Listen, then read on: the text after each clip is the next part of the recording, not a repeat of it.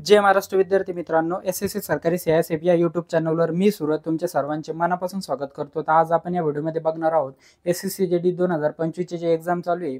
तर आज 18 फेब्रुवारी मित्रांनो, तर 18 फेब्रुवारीच्या फर्स्ट शिफ्टचे टोटल क्वेश्चन माझ्यापर्यंत आलेले आहे, जे की GKGS मध्ये 20 क्वेश्चन असो, तुमचे रिझनिंग मध्ये असो, हिंदी मधील असो आणि मॅथ मधील असो। मॅथ मधले मी टॉपिक सांगणार आहे मित्रांनो, तर व्हिडिओ शेवटपर्यंत बघा। आणि या की पॉईंट पण दिलेले आहे मित्रांनो मी, म्हणजे क्वेश्चनच्या निगडीत असणारे क्वेश्चन जर का पुढच्या येणाऱ्या शिफ्टमध्ये जर ते आले मित्रांनो, तर तुम्हाला हा व्हिडिओ करणं गरजेचं राहील। आणि या व्हिडिओ थ्रू तुम्हाला की पॉईंट थ्रू पण क्वेश्चनचे आन्सर कळेल मित्रांनो। तर व्हिडिओ शेवटपर्यंत बघा। आणि मराठी माणसाचं चॅनल आहे, महाराष्ट्रातलं चॅनल आहे मित्रांनो, तर चॅनलला सबस्क्राईब करायला विसरू नका आणि व्हिडिओ आवडला तर लाईक करा। तर चला बघूया मित्रांनो 18 तारखेच्या पहिल्या शिफ्टमध्ये आलेले टोटल GKGS चे क्वेश्चन्स। पहिला क्वेश्चन आलेला होता मित्रांनो आजच्या शिफ्टला, संत्रिया शाखेच्या नृत्याचे संस्थापक कोण आहेत? याचं राईट आन्सर असणार आहे मित्रांनो श्रीमंत शंकरदेव। आणि की पॉईंट जर बघितला तर संत्रिया शाखा नृत्याचे संस्थापक श्रीमंत शंकरदेव होते। ते आसामचे संत विद्वान होते। 15व्या शतकात त्यांनी हे नृत्य विकसित केलेले आहे मित्रांनो। संत्रिया नृत्य हे भारतातील 8 शास्त्रीय नृत्यांपैकी एक आहे। सन 2000 मध्ये संगीत नाटक अकादमी याला शास्त्रीय नृत्य म्हणून मान्यता देण्यात आली मित्रांनो। त्यानंतर दुसरा क्वेश्चन जर आपण इथं बघितला मित्रांनो, जो की 18 तारखेला फर्स्ट शिफ्टमध्ये आलेला आहे, तर भारतीय राज्यघटनेच्या कोणत्या अनुच्छेदाने राज्यातील पाणी विवाद सोडवण्याचा अधिकार संसदेला दिला जातो मित्रांनो? अनुच्छेदवर एक क्वेश्चन आलेला आहे, जो की 2 नंबरचा असणार आहे। तर याचं राईट आन्सर मित्रांनो तुम्ही इथं बघू शकता, राईट आन्सर 262 अनुच्छेदनुसार मित्रांनो। तर की पॉईंट भारतीय राज्यघटनेच्या अनुच्छेद 262 मध्ये राज्यांमधील पाण्याचे वाद सोडवण्याचा अधिकार संसदेला दिला आहे। यामध्ये आंतरराज्यीय नद्या किंवा नदी खोऱ्यांमधील पाण्याचा वापर, वितरण किंवा नियंत्रण या संबंधीचा विवादांचा समावेश होता मित्रांनो। तर 262 याचं राईट आन्सर आहे। ज्यांनी 262 मारलेलं आहे मित्रांनो आजच्या शिफ्टमध्ये, त्यांचे 2 मार्क हे इथे फिक्स झालेले मित्रांनो। त्यानंतर तिसरा क्वेश्चन जो आलेला होता मित्रांनो आज, तर तुम्ही इथे बघू शकता, भारतीय राज्यघटनेच्या कोणत्या कलमात आधी समान हक्क कायद्याची तरतूद आहे? तर कलम 14 मध्ये समान हक्क कायद्याची तरतूद दिलेली मित्रांनो। भारतीय राज्यघटनेच्या कलम 14 मध्ये कायद्यासमोर समानतेचा अधिकार प्रदान केला आहे। या कलमानुसार भारतात राहणाऱ्या सर्व लोकांना कायद्यासमोर समान वागणूक दिली जाईल मित्रांनो। तर बघा त्यानंतर चौथा क्वेश्चन जर बघसान, आणि हो मित्रांनो, जर का यामध्ये काही क्वेश्चन इकडे तिकडे झालेले असतील किंवा काही क्वेश्चन आलेले नसेल मित्रांनो, तर तुम्ही प्लीज ज्यांचे पेपर झालेले मित्रांनो त्यांनी कमेंट बॉक्समध्ये कळवा की हा क्वेश्चन नव्हता सर, तो क्वेश्चन होता, असा क्वेश्चन होता। तुम्हाला काही क्वेश्चन आठवत असेल मित्रांनो, तर तिथे कमेंट बॉक्समध्ये कळवा मला। जर चौथा क्वेश्चन बघितला तर चौथा क्वेश्चन आजचा होता, वैजयंतीमाला यांना पद्मभूषण कधी देण्यात आलं मित्रांनो? तर 2024 म्हणजे 9 मे 2024 ला त्यांना पद्मभूषण पुरस्कार देण्यात आला। की पॉईंट जर बघसान तर अभिनेत्री वैजयंतीमाला यांना 9 मे 2024 रोजी राष्ट्रपती द्रौपदी मुर्मू यांच्या हस्ते पद्मविभूषण पुरस्काराने सन्मानित करण्यात आले।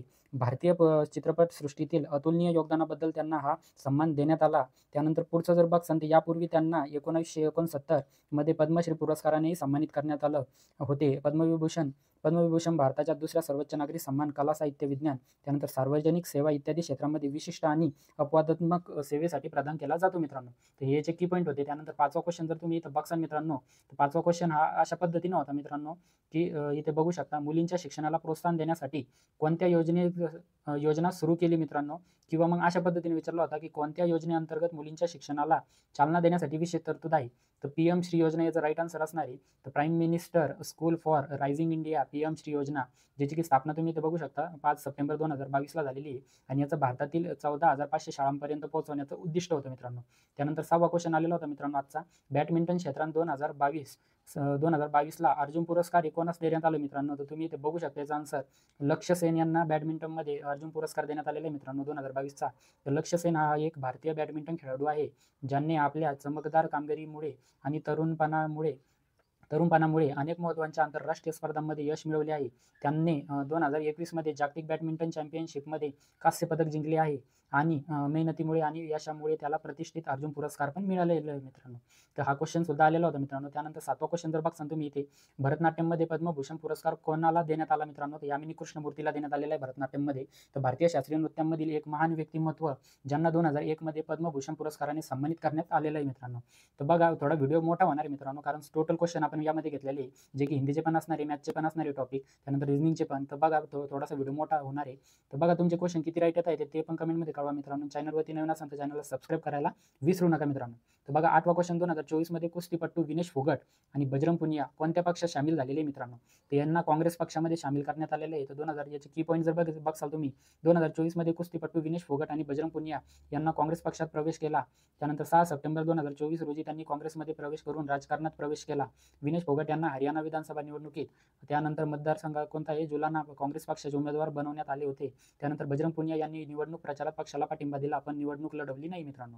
त्यानंतर पुढचा 9वा क्वेश्चन बघ सांगतो बौद्ध धर्माबद्दल सांगितलेला होता. तर बौद्ध धर्माबद्दल कलम वगैरे विचारलेली होती मित्रांनो. तर कलम 285 पर्याय असे होते, 285, 83, 88 आणि 273 हे पर्याय दिलेले होते, ज्यापैकी आन्सर जर म्हणसान 285, 83, 88 आणि 73 यांचा बौद्ध धर्माशी संबंध नाहीये मित्रांनो. त्यानंतर संविधानाच्या कलमाबद्दल थोडक्यात माहिती ते विचारलेलं होतं वाटतं. त्यानंतर त्याला ते सांगण्यात व्यवस्थित नाही आलं मित्रांनो, त्यामुळे मी असं टाईप केलेलं आहे. तरी तुम्हाला जर माहीत असेल कोणाला तर कमेंट बॉक्समध्ये कळवा. त्यानंतर 10वा क्वेश्चन होता सायना नेहवाल कोणत्या खेळाशी संबंधित आहे मित्रांनो. हा क्वेश्चन पण रिपीट झालेला आहे मित्रांनो. तर बॅडमिंटन या खेळाशी संबंधित आहे. सायना नेहवालचे जर की पॉईंट बघितले तर सायना नेहवाल ही एक भारतीय व्यावसायिक बॅडमिंटन खेळाडू आहे. बॅडमिंटनमध्ये जागतिक क्रमवारीत प्रथम क्रमांक मिळवणारी ती भारतातील एकमेव खेळाडू आहे मित्रांनो. 2008, 2012, 2016च्या ऑलिम्पिक खेळांमध्ये त्याने भाग घेतला आहे मित्रांनो. तर बघा 11वा क्वेश्चन हा होता भारतातील हरित क्रांतीच्या प्रामुख्याने उत्पादन वाढवणाऱ्या भर दिला गेला मित्रांनो. तर गहू आणि तांदूळावर जास्त भर दिला गेला. जर याचे की पॉईंट बघितले मित्रांनो तर भारतातील हरित क्रांतीने प्रामुख्याने गहू आणि तांदूळाचे उत्पादन वाढवण्यावर भर दिला. हरित क्रांती हा 1960च्या दशकातील एक काळ होता जेव्हा अन्न उत्पादन वाढवण्यासाठी नवीन कृषी तंत्रज्ञानाची ओळख झाली. त्यानंतर उच्च उत्पादन देणाऱ्या बियाणांच्या जाती जास्त उत्पादन देणारे बियाणे मोठ्या प्रमाणात पीक देतात मित्रांनो. तर मित्रांनो आपली जी ही सिरीज आहे मी चालू केलेली आहे, तर ही सिरीज जास्तीत जास्त मुलांपर्यंत पाठवा. तुमचे काही ग्रुप्स असतील, टेलिग्रामवर असतील, व्हॉट्सअपवर असतील, तर तिथे पण शेअर करा मित्रांनो. जास्तीत जास्त याला म्हणजे थोडंसं प्रसिद्धी द्या मित्रांनो. ही सिरीज जी चालू केली एवढी मेहनत आम्ही करतोय, तर ही फक्त तुमच्यासाठीच करतोय मित्रांनो. तर त्याला तुमचा पण सपोर्ट असणं गरजेचं आहे मित्रांनो. त्यानंतर 12वा क्वेश्चन हा विचारण्यात आलेला होता की दिल्ली सरकारने उच्च शिक्षण आणि कौशल्य विकास हमी योजनेअंतर्गत शिक्षण कर्ज देण्यासाठी केंद्र सरकारसोबत व्यवस्था केली आहे. ऑक्टोबर 2024 पर्यंत दिल्ली सरकारने केंद्र सरकारसोबत कोणत्या योजनेवर स्वाक्षरी केली आहे? पंतप्रधान श्री योजना. तर बघा याचा आन्सर दिल्ली सरकारने उच्च शिक्षण आणि कौशल्य विकास हमी योजनेअंतर्गत शिक्षण कर्ज देण्यासाठी केंद्र सरकारसोबत व्यवस्था केली आहे. या योजनेद्वारे दिल्लीतील विद्यार्थ्यांना उच्च शिक्षणासाठी कर्ज दिले जाते मित्रांनो. तर बघा 13वा क्वेश्चन राम मंदिराशी निगडीत सांगितलेला होता मित्रांनी. तर बघा त्याचे की पॉईंट्स थोडेसे. तर ते कोणता क्वेश्चन होता त्याला पण सांगता आला नाही. तर राम मंदिराची पायाभरणी कधी झालेली आहे? तर 5 ऑगस्ट 2020ला झालेली मित्रांनो. त्यानंतर राम मंदिराच्या बांधकामावर देखरेख कोण करत होते मित्रांनो? तर राम जन्मभूमी तीर्थक्षेत्र ट्रस्ट होता मित्रांनो. त्यानंतर राम मंदिराचे मुख्य शिल्पकार कोण होते? ते चंद्रकांत सोमपुरी होते. त्यानंतर पुढचा क्वेश्चन जर बघितला मित्रांनो तुम्ही 14 नंबरचा, तर ज्योतिबा फुले यांच्याशी संबंधित होता मित्रांनो. तर त्याचे आन्सर बघूया, थोडंसं की पॉईंट आहेत याच्यातून तुम्ही आन्सर बघू शकता. ज्योतिबा फुले भारतीय समाजसुधारक, विचारवंत लेखक आणि कार्यकर्ते होते. जातीविरोधी चळवळ, स्त्री शिक्षण आणि सामाजिक समता यांच्याशी त्यांचा संबंध होता मित्रांनो. फुले हे महाराष्ट्रातील सामाजिक सुधारक चळवळीतील एक महत्त्वाचे व्यक्तिमत्व मानले जातात मित्रांनो. त्यानंतर 15वा क्वेश्चन जर बघितला मित्रांनो तुम्ही, तर कोणत्या राज्याचे सर्वाधिक शिलालेख सापडलेले आहेत मित्रांनो? तर कोणत्या राज्याचे सापडलेले? मौर्य सम्राट अशोकचे सापडलेले मित्रांनो. मौर्य सम्राट अशोकचे बहुतेक शिलालेख सापडलेले आहेत. अशोकाने आपल्या कारकिर्दीत 33 शिलालेख तयार केले होते. हे शिलालेख खांब, गुहेच्या भिंती आणि मोठ्या दगडांवर कोरलेले होते. त्यानंतर अशोकच्या शिलालेखांमध्ये धर्म आणि आचरणाबद्दल संदेश आहेत मित्रांनो. त्यानंतर 16 क्वेश्चन जर बघितला तर खालीलपैकी कोणता अनुच्छेद मित्रांनो विचारलेलं होतं की आंतरराज्य पाणी विवादांशी संबंधित आहे? तर अनुच्छेद 262 चा संबंध आहे मित्रांनो तिथे. त्यानंतर 17वा क्वेश्चन आलेला होता मित्रांनो 18 तारखेच्या फर्स्ट शिफ्टला. सरोजिनी नायडू यांनी कोणत्या विधानसभेची स्थापना केली मित्रांनो? असा क्वेश्चन होता. तर अखिल भारतीय महिला परिषदेची स्थापना केलेली मित्रांनो त्यांनी. जे की सरोजिनी नायडू विषयी की पॉईंट बघून घ्या जर पुढच्या शिफ्टला तुमच्या आले गेले तर क्वेश्चन हा. तर सरोजिनी नायडू या भारतीय राष्ट्रीय काँग्रेसच्या पहिल्या भारतीय महिला अध्यक्ष होत्या मित्रांनो. त्यानंतर भारतातील राज्यपाल बनवणाऱ्या त्या पहिल्या महिला होत्या मित्रांनो राज्यपाल बनणाऱ्या. त्यानंतर नाइटिंगेल ऑफ इंडिया पण त्यांनाच म्हटलं जातं. नाइटिंगेल ऑफ इंडिया म्हणून त्यांना ओळखलं जातं मित्रांनो. ती एक कवयित्री, वक्ता आणि स्वातंत्र्य सैनिक होत्या मित्रांनो. तर बघा 18वा क्वेश्चन, यापैकी कोणते नृत्य आसाममधील आहे मित्रांनो? असा क्वेश्चन दिलेला होता. आता ऑप्शन तिथे बघू शकता तुम्ही कोणते होते त्यानुसार येईल. तर आसामचे नृत्य बघून घ्या. बिहू, बंगुरुबा, त्यानंतर भोरताला, ओझापली आणि संत्रिया मित्रांनो. मी तुम्हाला पहिलं सांगितलं होतं. तर बिहू हे आसामचे लोकप्रिय नृत्य आहे मित्रांनो. जास्त करून बिहूच विचारलं जातं. त्यांचा संबंध बिहू सणाशी आहे. हे आनंदाचे नृत्य आहे आणि तरुण पुरुष आणि स्त्रिया सादर करतात. वेगवान हातीची हालचाल आणि चपळ नृत्य मृदा ही त्यांची खासियत आहे मित्रांनो. त्यानंतर तुम्ही की पॉईंट बघून घ्या. तर 19 नंबरचा क्वेश्चन जर बघितला मित्रांनो तुम्ही, तर अशोक चक्र कुठून घेण्यात आलेला आहे? हा क्वेश्चन आलेला होता मित्रांनो. ज्याचं की आन्सर असणार आहे मौर्य सम्राट अशोकच्या सारनाथमधील बांधलेल्या स्तंभावरून हा अशोक चक्र घेण्यात आलेला आहे मित्रांनो. त्याचे की पॉईंट जर बघसान तुम्ही, तर भारतीय तिरंग्यातील अशोक चक्र मौर्य सम्राट अशोकाने सारनाथमध्ये बांधलेल्या स्तंभावरून घेतला आहे. हे चक्र प्रतीक आहे मित्रांनो. धर्मचक्राचे प्रतीक आहे. अशोक चक्राला कायद्याचे चक्र देखील म्हटले जाते. अशोक चक्राला कर्तव्याचे चाक असेही म्हणतात. अशोक चक्राला 24 प्रवर्ते आहेत मित्रांनो. 20 नंबरचा क्वेश्चन जर बघितला तुम्ही, तर कृषी मत्स्य व्यवसाय कोणत्या क्षेत्रात येतो मित्रांनो? तर प्राथमिक क्षेत्रात येतो. याचे की पॉईंट बघून घ्या मित्रांनो. तर 20 क्वेश्चन आपले झालेले आहे तिथे. त्यानंतर जर बघसान मित्रांनो मी तुम्हाला हिंदीचं सांगतो. तर हिंदीचे बघून घ्या मित्रांनो. गद्यांश आलेला होता, अशोकशी संबंधित होता. तर त्यानंतर मेल शब्द का विलोम शब्द विचारलेला होता मित्रांनो, ज्याचं की आन्सर बमेल, त्यानंतर झगडा या फूट असू शकतं मित्रांनो. त्यानंतर विस्तृत का विलोम शब्द विचारलेलं होतं, संक्षिप्त असू शकतं तिथे.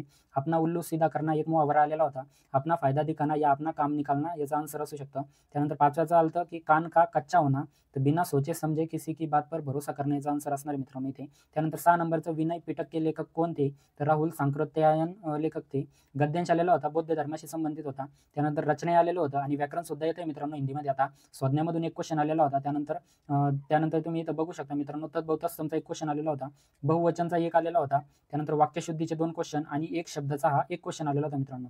त्यानंतर पुढचा जर बघसान मॅथमध्ये कोणकोणत्या टॉपिकमधून क्वेश्चन विचारलेले आहे, तर प्रतिशतमधून 2 क्वेश्चन आलेले आहे, लाभ हानीतून 2 आलेले आहे मित्रांनो. प्रतिशतमधला थोडासा एक अवघड जातोय. CISIचे क्वेश्चन अवघड जात आहे, ज्याचे की 3 क्वेश्चन विचारलेले आहे. सरासरी औसतमधून 2 क्वेश्चन आलेले आहे. त्यानंतर DI आलेलं आहे मित्रांनो. त्यानंतर 6 जर म्हणसान तर नंबर सिस्टममधून एक क्वेश्चन आलेला आहे. LCM SCFमधून 2 क्वेश्चन आलेले आहे मित्रांनो. सिम्प्लिफिकेशनमधून एक क्वेश्चन आलेला आहे इथे. त्यानंतर बघसान तर रेशिओचा एक क्वेश्चन आहे. पाईप आणि टंकीचा पण क्वेश्चन आलेला आहे. ट्रेनचा एक क्वेश्चन आलेला आहे. आयूचा एक क्वेश्चन आलेला आहे व्यवहारी मित्रांनो. त्यानंतर समय कार्याचे 2 क्वेश्चन आलेले आहे आणि अनुपातचा हा एक क्वेश्चन आलेला आहे मित्रांनो. अशा पद्धतीने मी टोटल एनालिसिस तुम्हाला इथे सांगितलेलं आहे.